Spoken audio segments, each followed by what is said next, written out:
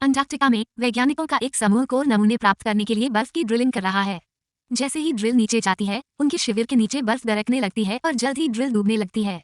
Jason भी लगभग गड्ढे में गिर जाता है, लेकिन जैक और फ्रैंक उसे समय रहते पकड़ लेते हैं। फिर जैक नमूने प्राप्त करने के लिए दरार पर कूदने का जोखिम उठाता है और जब वो वापस कूदता है तो उसके पैरों के नीचे बर्फ टूट जाती है और वह गिर जाता है। शुक है कि वो एक कुल्हाड़ी का उपयोग करने में सफल हो जाता है और उसके दोस्त उसे ये देखने के लिए वापस लाते हैं कि पूरी बर्फ की शेल्फ कैसे टूट रही है। कुछ समय बाद जैक नई दिल्ली में ग्लोबल वार्मिंग पर संयुक्त राष्ट्र सम्मेलन में भाग लेता है और सभी विश्व नेताओं को बताता है कि पृथ्वी एक नए हिमयुग से गुजरेगी, जिससे ग्रह पर सब कुछ जम जाएगा। जब राजनेता पूछते हैं कि कितना समय बचा है, तो जैक बताते हैं कि इसमें कुछ सदियां लग सकती हैं, लेकिन अगर उन्होंने जल्द ही जीवाश्म ईंधन का उपयोग बंद नहीं किया तो उनके पोते पोतियों को इसके परिणाम भुगतने होंगे। दुर्भाग्य से राजनेताओं का कहना है कि इसमें बहुत पैसा खर्च होगा और जैक के भाषण को सनसनीखेज दावे बताया। इमारत के बाहर लोग जलवायु परिवर्तन के खिलाफ विरोध प्रदर्शन कर रहे हैं और एक पत्रकार बर्फ पर टिप्पणी कर रहा है, जो इस क्षेत्र में पहले कभी नहीं हुआ और शहर को अराजकता में डाल रहा है। सम्मेलन के बाद जैक टेरी से मिलता है, जो राष्ट्रीय समुद्री और वायुमंडलीय प्रशासन के लिए काम करता है। टेरी जैक की बातों से सहमत है और वे सिद्धांत साझा करने के लिए एक साथ निकल जाते हैं। कुछ दिनों बाद स्कॉटलैंड में टेरी के मॉनिटरिंग स्टेशन पर एक कर्मचारी ने नोटिस किया कि एक बोया तापमान में भारी गिरावट दिखा रहा है, लेकिन उसके सहकर्मी को बस यही लगता है कि एक तेज लहर ने इसे हिला दिया होगा। जब टेरी वापस आता है तो वे उसे इसके बारे में नहीं बताते हैं।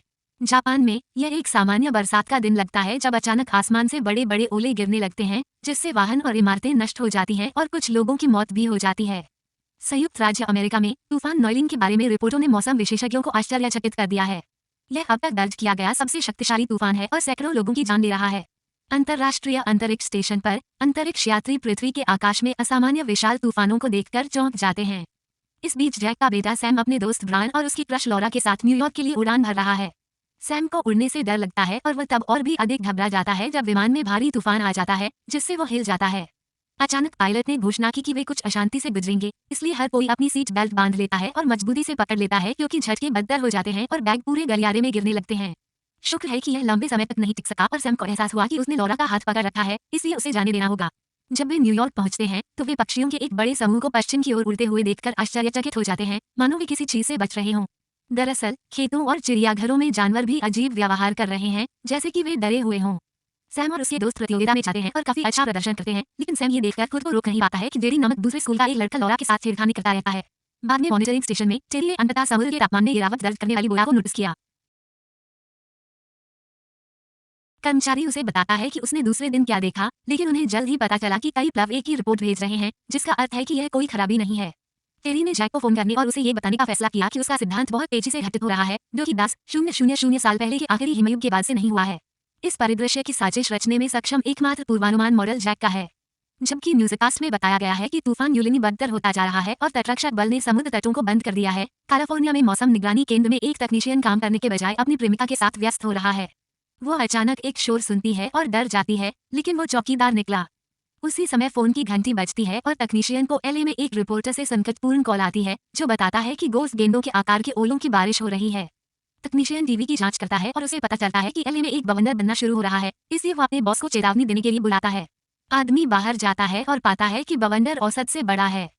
जैक के पास वापस वो और उसके सहकर्मी समाचार हेलीकॉप्टरों की रिपोर्ट देखते हैं, जो फिल्मांकन कर रहे हैं कि कैसे एलए के आसपास बहुत तेजी से कई बवंडर बन रहे हैं और अपने रास्ते में सब कुछ नष्ट कर रहे हैं।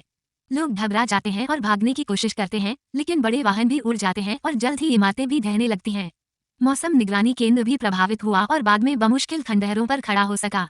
जल्द ही राष्ट्रपति सभी हवाई यातायात को निलंबित करने का आदेश देते हैं, लेकिन वो विमान समय पर वापस नहीं आ पाते और मिडवेस्ट में दुर्घटनाग्रस्त हो जाते हैं। वाशिंगटन डीसी में वैश्विक परिवर्तन कार्यालय में एक आपातकालीन बैठक आयोजित की जाती है और वे दुनिया भर से अजीब और हिंसक मौसम की रिपोर्ट साझा करते हैं। टेरी की पुष्टि के लिए धन्यवाद। जैक समझा सकता है कि यह उत्तरी अटलांटिक धाराओं के कारण हो रहा है, जो ग्लोबल वार्मिंग के कारण पिघल रही ध्रुवीय बर्फ से प्रभावित है। उन्होंने ये भी उल्लेख किया कि यह अभी शुरू हुआ है और यह जल्द ही और भी बदतर हो जाएगा। हालांकि जलवायु परिवर्तन अभी भी एक सिद्धांत है, इसलिए जैक के बॉस ने उसे सरकार को भेजने के लिए सबूत खोजने के लिए 48 घंटे का समय दिया है। फ्रैंक, जेसन और नासा के मौसम विज्ञानी जेनेट की मदद से जैक एक अच्छी रिपोर्ट लिखने के लिए इतनी मेहनत करने लगता है कि उसे 24 घंटे तक नींद नहीं आती। जब वो अंततः एक ब्रेक लेता है तो उसकी टीम कुछ गणनाएं पूरी करने में सफल हो जाती है और उन्हें पता चलता है कि पृथ्वी पर नए हिमयुग के आने में केवल 6 से 8 सप्ताह बचे हैं। अगले दिन जैक को सैम का फोन आता है, जो बताता है कि वो न्यूयॉर्क में फंस गया है क्योंकि नहीं रुकने वाली बारिश से शहर में बाढ़ आ गई है और कई जगहें बंद हो गई हैं। फोन रखने के बाद उसे पता चला कि जेरी उसके समूह को अपने फैंसी अपार्टमेंट में रहने की पेशकश कर रहा है। हालांकि खराब मौसम अभी भी डीसी तक नहीं पहुंचा है, लोग पहले से ही घबरा रहे हैं और सुपरमार्केटों पर धावा बोल रहे हैं। जैक उपराष्ट्रपति से मिलता है और उसे बताता है कि स्थिति गंभीर है, इसलिए उन्हें खाली करना शुरू कर देना चाहिए, लेकिन उपराष्ट्रपति उसकी उपेक्षा करता है। इस बीच उत्तरी में यूरोप में पिछले 24 घंटों से इतनी तेज गति से बर्फबारी हो रही है कि रुकने का नाम ही नहीं ले रही है। शाही परिवार को वापस लाने के लिए एक खोज और बचाव दल भेजा जाता है, लेकिन हेलीकॉप्टरों की दृश्यता शून्य होती है और वे तूफान के बीच उड़ जाते हैं। जल्द ही हेलीकॉप्टर के उपकरण और ब्लेड जमने लगते हैं, जिससे वे गिरकर दुर्घटनाग्रस्त हो जाते हैं।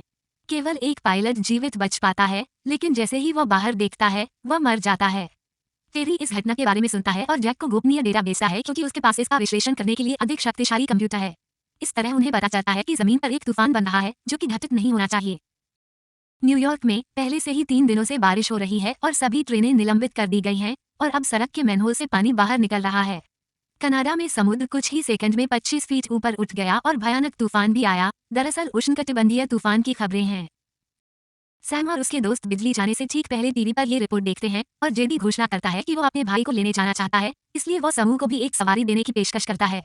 जब वे इमारत से बाहर निकले तो उन्होंने देखा कि शहर में पूरी तरह से अराजकता है और बाढ़ बढ़ रही है। मामले को और भी बदतर बनाने के लिए स्थानीय चिड़ियाघर के कर्मचारियों को पता चला कि भेड़िए भाग गए हैं।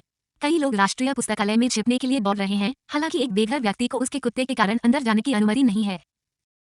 पानी के कारण वाहन अब आगे नहीं बढ़ पा रहे हैं और कई लोग अपनी कारों के अंदर फंस गए हैं।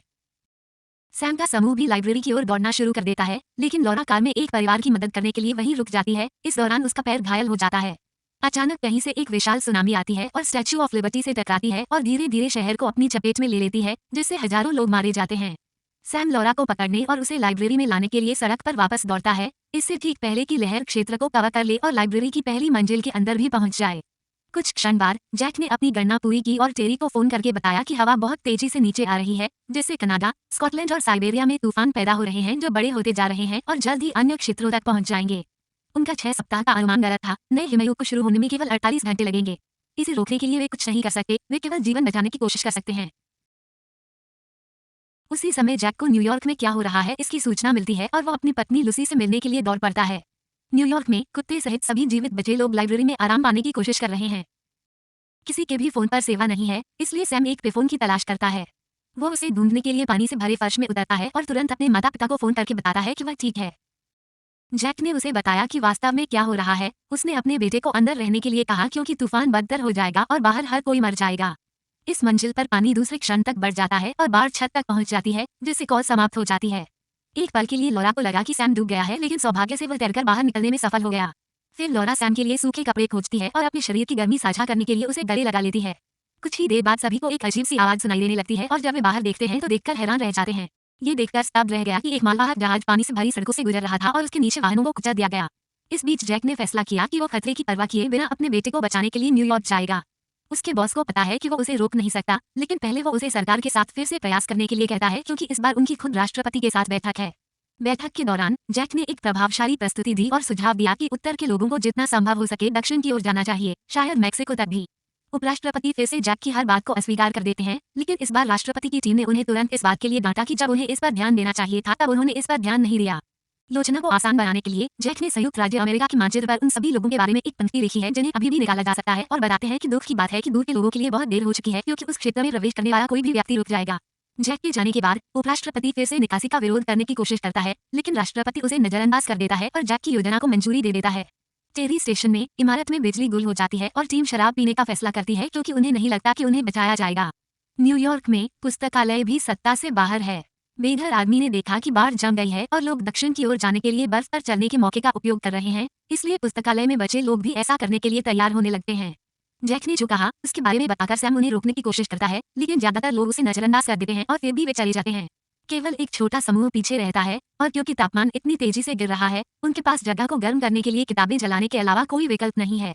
वे कुछ भोजन प्राप्त करने के लिए वेंडिंग मशीनों को भी तोड़ देते हैं और कालीनों को कंबल के रूप में उपयोग करते हैं। शहर के बाहर लोग ठंड से पीड़ित हैं और पुस्तकालय छोड़ने का अफसोस कर रहे हैं, उनमें से कुछ की मृत्यु भी होने लगी है। इस बीच मेक्सिको ने अपनी सीमाएं बंद कर दी, क्योंकि वो अब और अमेरिकी शरणार्थियों को नहीं संभाल सकता। सभी सड़कें ट्रैफिक जाम में फंसी हुई हैं, इसलिए लोग अवैध आप्रवासी के रूप में मेक्सिको पहुंचने के लिए नदी पार करने लगते हैं। कुछ घंटों बाद यातायात अंततः फिर से शुरू हो जाता है, क्योंकि अमेरिकी राष्ट्रपति एक समझौते पर पहुंच गए हैं। वो सीमाएं खोलने के बदले में सभी लैटिन अमेरिकी मृतकों को माफ कर देंगे।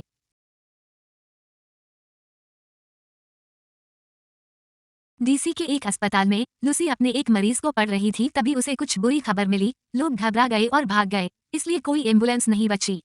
एक सहकर्मी का कहना है कि वहाँ एक बर्फ हटाने वाली मशीन वाला पुलिसकर्मी है जो मदद कर सकता है, लेकिन मरीज को एम्बुलेंस के अलावा किसी और चीज से नहीं ले जाया जा सकता है। लूसी अपने सहकर्मी को जाने के लिए कहती है, जबकि वो बच्चे के साथ रहकर उचित मदद का इंतजार करती है। जैक के पास वापस वो सैम को बचाने के लिए फ्रैंक और जेसन से मदद पाकर आश्चर्यचकित है। अंटार्कटिका के लिए बनाए गए विज्ञान उपकरणों का उपयोग करते हुए वे अपने ट्रक में जमी हुई भूमि को पार करते हैं, लेकिन अंततः वाहन एक सड़क अवरोध से टकरा जाता है। अब उनके पास स्नोशूज का उपयोग करके और रस्सी से जुड़े रहने के अलावा पैदल आगे बढ़ने के अलावा कोई विकल्प नहीं है। वे कुछ घंटों तक लगातार चलने में सफल हो जाते हैं, लेकिन बर्फ के कारण वे नहीं जानते कि वे किस पर कदम रख रहे हैं, और एक बिंदु पर वे एक इमारत के शीर्ष पर चलते हैं। शीशा टूट जाता है और फ्रैंक तुरंत उसमें गिर जाता है और अन्य लोगों को भी अपने साथ नीचे खींच लेता है। जैक फिर से अपनी कुल्हाड़ी से गिरने को रोकने में सफल हो जाता है, लेकिन उसके नीचे का कांच भी टूटने लगता है। पहले फ्रैंक ने उनके मुख्य आपूर्ति बैग को मुक्त करने के लिए रस्सी के सिरे को काट दिया, लेकिन ये पर्याप्त नहीं था, इसलिए फ्रैंक ने अपनी रस्सी को भी काट दिया। जैसे ही फ्रैंक गिरकर मर गया, उसके दोस्त उसके लिए चिल्लाने लगे। बाद में जैक और जेसन ने रात बिताने के लिए एक तंबू लगाया। अस्पताल में आखिरकार लूसी और मरीज को लेने के लिए एक एम्बुलेंस आती है। व्हाइट हाउस में राष्ट्रपति को भी बाहर निकाल लिया गया, लेकिन कुछ ही क्षण बाद उपराष्ट्रपति को खबर मिली कि राष्ट्रपति तूफान में फंस गए थे और नहीं पहुंच पाए। अंतर्राष्ट्रीय अंतरिक्ष स्टेशन में अंतरिक्ष यात्री देखते हैं कि कैसे एक विशाल बादल ग्रह को ढक रहा है और जेनेट को भेजने के लिए कुछ चित्र लेते हैं। जैसे ही वो उन्हें देखती है, वह भविष्यवाणी करती है कि कनाडाई तूफान 1 घंटे में न्यूयॉर्क से टकराएगा। लाइब्रेरी में लॉरा सो नहीं पाती, इसलिए सैम उससे बातें करता है और अंततः अपनी भावनाओं को स्वीकार करता है। लॉरा उसे चूमकर जवाब देती है। सुबह में समूह को पता चला कि लॉरा बुखार के कारण बेहोश हो गई है। वे एक दवा की किताब में लक्षणों को देखते हैं और उसके पैर की जांच करते हैं। उन्हें एहसास होता है कि पिछले दिन के कर के कारण उसे रात बेशक्ता हो गई है। पुस्तक में कहा गया है कि उसे तुरंत पेनिसिलिन की आवश्यकता है, अन्यथा वो पैर खो देगी। इसलिए सैम ने दवा की खोज के लिए मालवाहक जहाज में जाने का फैसला किया और ब्रायन और जेडी ने स्वेच्छा से मदद की।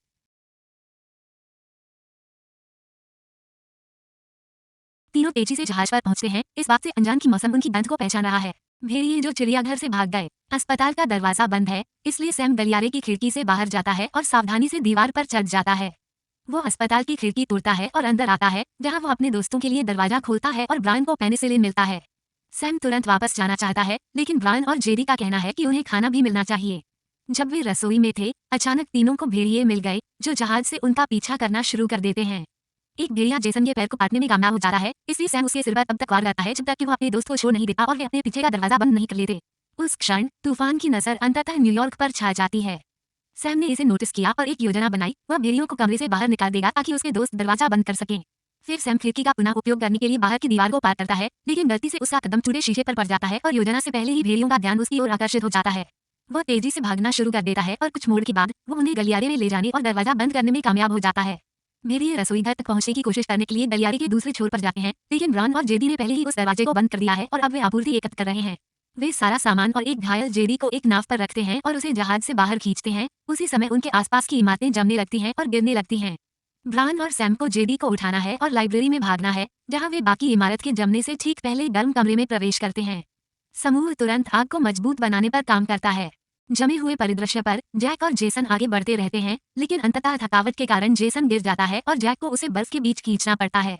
जब उसे तूफान की आंख का पता चलता है, तो वह तुरंत बर्फ में खुदाई करना शुरू कर देता है और एक खुला वेंट ढूंढता है, जिसके माध्यम से वह जेसन और खुद को इस क्षेत्र के जमने से ठीक पहले फेंक देता है। कुछ घंटों बाद जेसन उठा और पाया कि तंबू ऊपर उठा हुआ है और कुछ आग लगी हुई है। जैसे ही जैक उसे दिखता है, वो जेसन के इंतजार करने के विचार को सुने बिना आगे बढ़ना चाहता है, क्योंकि जैक को लगता है कि सैम लंबे समय तक जीवित नहीं रह सकता है। जैसे ही जैक और जेसन तूफान से गुजरते हैं, उनका सामना हर जगह जमे हुए शवों से होता रहता है। वे केवल रात के दौरान तंबू में सोने के लिए रुकते हैं और जैक टिप्पणी करते हैं कि मानवता हिमयुग से बच गई, लेकिन अगर वे अब से अधिक सावधान नहीं हुए तो वे इस युग से नहीं बच पाएंगे। कुछ समय बाद अंतर्राष्ट्रीय अंतरिक्ष स्टेशन ने नोटिस किया कि यूरोप में तूफान फैल रहा है और अंततः उन्हें फिर से जमीन देखने को मिली। उसी समय जैक तंबू से बाहर निकलता है और देखता है कि आसमान साफ हो गया है। अब उसके और जेसन के लिए चलना आसान हो गया है और वे जल्द ही न्यूयॉर्क पहुंच गए और पाया कि स्टैच्यू ऑफ लिबर्टी पूरी तरह से जमी हुई है और जहाजों का एक समूह बर्फ में फंसा हुआ है। जब जीपीएस इंगित करता है कि वे लाइब्रेरी के शीर्ष पर खड़े हैं, तो जैक ये जानकर निराश हो जाता है कि उसका बेटा बर्फ में दब गया होगा।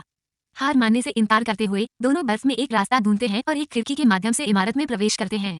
जैसे ही वे चारों ओर देखते हैं, वे आशा खोना शुरू कर देते हैं, लेकिन अंततः उन्हें एक दरवाजे के नीचे रोशनी दिखाई देती है और उसे खोलने पर समूह जीवित और स्वस्थ पाया। यहाँ तक कि लॉरा भी बेहतर महसूस कर रही है। सैम और जैक तुरंत गर्मजोशी से गले मिले।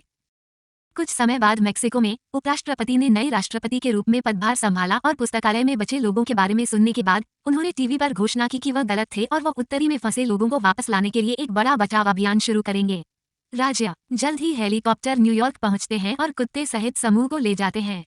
उन्हें अन्य इमारतों में भी कई जीवित बचे लोग मिले। अंतर्राष्ट्रीय अंतरिक्ष स्टेशन में अंतरिक्ष यात्री पृथ्वी को देखते हैं और देखते हैं कि यह अब तक की सबसे साफ हवा है जो उन्होंने कभी देखी है। सदस्यता लेना और सूचनाएं चालू करना सुनिश्चित करें ताकि आप इस तरह के और वीडियो देख सकें। देखने के लिए धन्यवाद।